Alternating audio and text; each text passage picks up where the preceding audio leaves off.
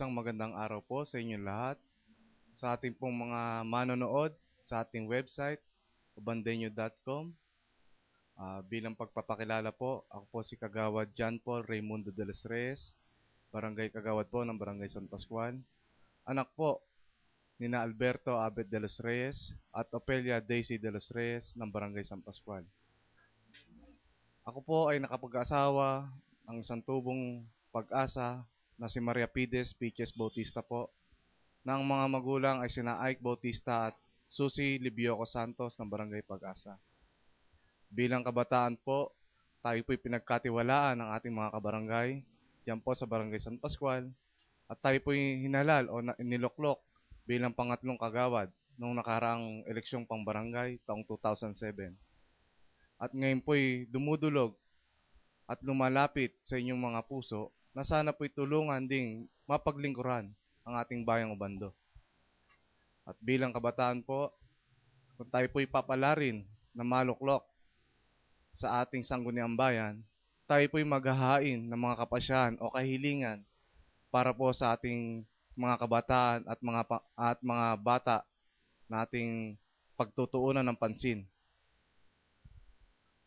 Ang unang-una pong kahilingan na hihiyain ng inyong lingkod ay ang kahilingan na humihiling na madagdagan po ang pondo na ginagamit sa ating taunang palarong pambayan, nang sa gayon po'y madagdagan po ng mga events ang ating palaro.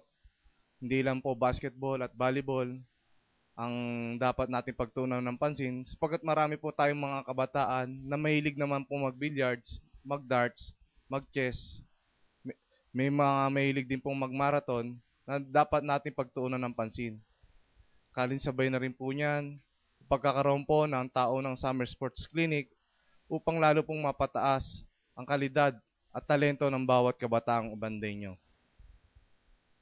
Isa pa po sa mga kapasyahan na naisiyain ng inyong lingkod ay pagkakaroon po ng mga workshop, trainings at seminars sa ating mga kabataan.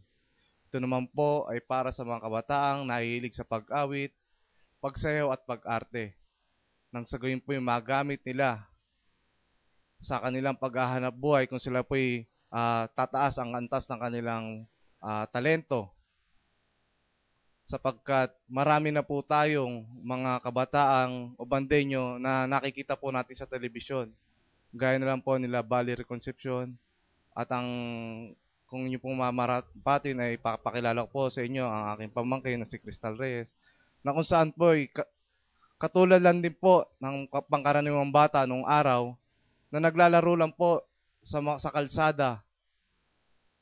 At nung siya po'y pinag-aral ng kanyang mga magulang ng workshop sa GMA Artist Center, ay doon po'y nakitaan po siya ng talento sa pag-arte. At ito po'y nagbigay daan upang siya'y makuha bilang artista ng GMA 7. At sa ngayon po'y kanyang nagagamit at nakakatulong po sa kanyang mga magulang sapagkat siya po'y kumikita na. Ang mga ganitong pong talento ay di natatago. Hindi dapat natatago. Ito po'y dapat na ilalabas at dapat po natin tulungan ang ating mga kabataan upang kanilang mapag-igi at mapagbuti ang mga talentong ganito. Mga minamahal ko pong mga kababayan, sana po suportahan niyo po si Kagawad John Paul de los Reyes nang sa gayon po'y maipakita po ng inyong lingkod ang kakayahan sa paglilingkuran. May papangako po sa inyo na tayo maglilingkod ng tapat kung tayo po'y inyong pagkakatiwalaan na maluklok sa sangguniang bayan. Ako po muli, si Kagawad John Paul de los Reyes, numero 13 po sa listahan ng mga balota. Maraming salamat po.